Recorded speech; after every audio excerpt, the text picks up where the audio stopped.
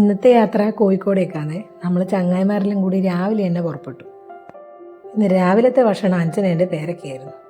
അങ്ങനെ നമ്മൾ കോഴിക്കോടെത്തി ഫുഡ് കഴിക്കാൻ വേണ്ടിയിട്ട് റെസ്റ്റോറൻറ്റ് നോക്കി ഇറങ്ങി.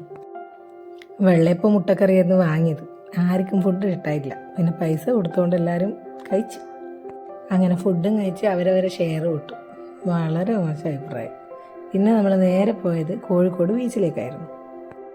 നട്ടപ്പൊരിയുന്ന വെയിലത്ത് നമ്മൾ ഗ്രൂപ്പ് ഫോട്ടോ എടുക്കാൻ ആരെങ്കിലും ഉണ്ടോയെന്ന് നമ്മൾ അന്വേഷിച്ചു നിന്നു. അങ്ങനെ ഒരു കൊച്ചിനെ കൊണ്ട് ഫോട്ടോ എടുപ്പിച്ചിട്ട് ബീച്ചിൻ്റെ സൈഡിലേക്ക് കൂടെ നടന്നു. അവിടെ എന്തോ നവീകരണ പ്രവർത്തികൾ നടക്കുന്നതുകൊണ്ട് തന്നെ ഭയങ്കര ബുദ്ധിമുട്ടായിരുന്നു നടക്കാനൊക്കെ.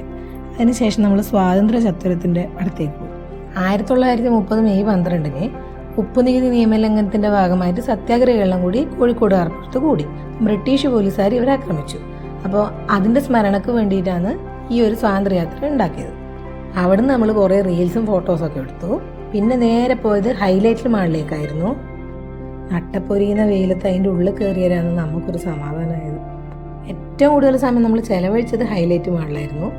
എല്ലാവരും പർച്ചേസൊക്കെ ചെയ്ത് അവിടെയൊക്കെ ചുറ്റിക്കറങ്ങി നടന്ന് കണ്ടു. വെയിൽ കൊണ്ട് ക്ഷീണം മാറ്റാൻ നമ്മൾ മിൻറ്റ് ലൈം കഴിച്ചു. അതിനുശേഷം എല്ലാവരും കൂടി സിംഗർ ബർഗർ ഓർഡർ ചെയ്തു.